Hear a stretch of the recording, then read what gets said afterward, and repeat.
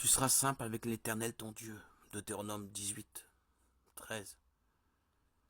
La foi la plus pure est celle des femmes et des gens du peuple, la foi des simples. Toutefois, il ne faut pas être sot dans sa simplicité.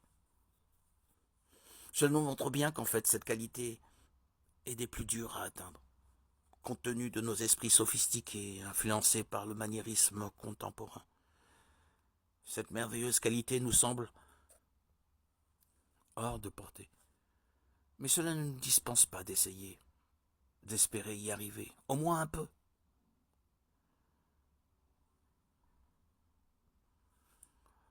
Chacun de nous, à son niveau, rêve plus ou moins de connaître les secrets du monde.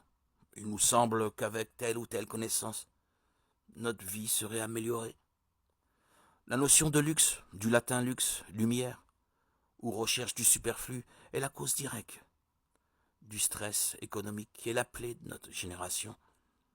Lorsqu'après tant d'efforts, les gens atteignent leur but, cette lumière trop abondante pulvérise leurs faibles récipients et les voici s'enfoncer dans la colère et la frustration totale. Et ce même phénomène existe au niveau moral, la soif d'extase et de niveau paradisiaque, qui, de nos jours, porte des myriades à faire usage d'expédients de toutes sortes.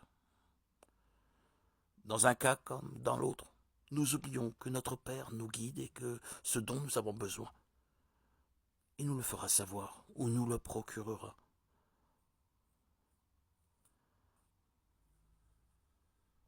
Après la fin du règne de 1000 ans de Christ, après cette période, Satan sera libéré et envoyé avec l'Antéchrist et le faux prophète dans le lac de feu, également connu sous le nom de deuxième mort ou enfer.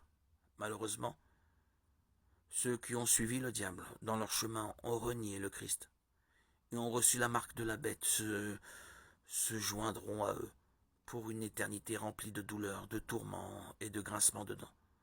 À ce moment-là, il n'y aura plus de temps pour la miséricorde, le repentir et le pardon. Je sais que c'est triste à dire.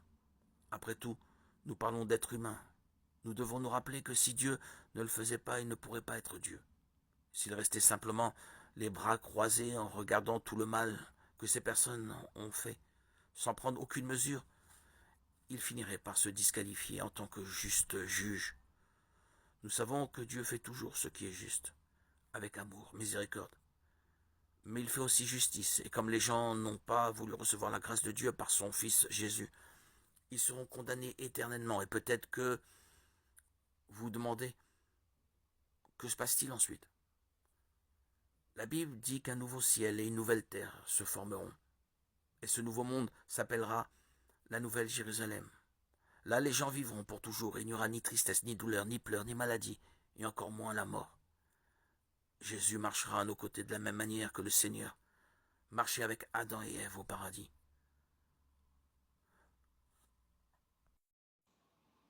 Ainsi, pour ceux qui sont dans le Christ Jésus, il n'y a plus de condamnation. Car en me faisant passer sous sa loi, l'Esprit qui donne la vie dans le Christ Jésus m'a libéré. Moi qui étais sous la loi du péché et de la mort.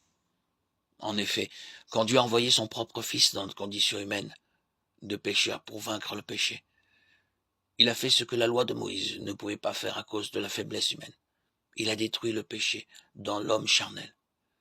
Il voulait ainsi que les exigences de la loi se réalisent en nous, qui ne vivons pas sous l'emprise de la chair, mais de l'esprit. En effet, sous l'emprise de la chair, on tend vers ce qui est charnel. Sous l'emprise de l'esprit, on tend vers ce qui est spirituel. Et la chair tend vers la mort, mais l'esprit tend vers la vie et la paix. Car la chair tend à se révolter contre Dieu. Elle ne se soumet pas à la loi de Dieu. Elle n'en est même pas capable. Sous l'emprise de la chair, on ne peut pas plaire à Dieu. Or vous n'êtes pas sous l'emprise de la chair, mais sous l'emprise de l'esprit, puisque l'esprit de Dieu habite en vous. Celui qui n'a pas l'esprit du Christ ne lui appartient pas. Mais si le Christ est en vous, votre corps a beau être voué à la mort à cause du péché, l'esprit est votre vie, parce que vous êtes devenus des justes. Et si l'esprit de celui qui a ressuscité Jésus d'entre les morts habite en vous, celui qui a ressuscité Jésus d'entre les morts donnera aussi la vie à vos corps mortels par son esprit qui habite en vous. Ainsi donc, frères, nous avons une dette, mais ce n'est pas envers la chair. Nous n'avons pas à vivre sous l'emprise de la chair. Car si vous vivez sous l'emprise de la chair, vous devez mourir. Mais si par l'esprit vous tuez les désordres de l'homme pécheur, vous vivrez. En effet, tous ceux qui se laissent conduire par l'esprit de Dieu, ceux-là sont fils de Dieu. L'esprit que vous avez reçu ne fait pas de vous des esclaves, des gens qui ont encore peur. C'est un esprit qui fait de vous des fils poussés par cet esprit. Nous crions vers le Père en l'appelant Abba. C'est donc l'Esprit Saint lui-même qui affirme à notre esprit que nous sommes enfants de Dieu. Puisque nous sommes ses enfants, nous sommes aussi ses héritiers. Héritiers de Dieu, héritiers avec le Christ. Si nous souffrons avec lui, pour être avec lui dans la gloire. Romains 8, 1, 16.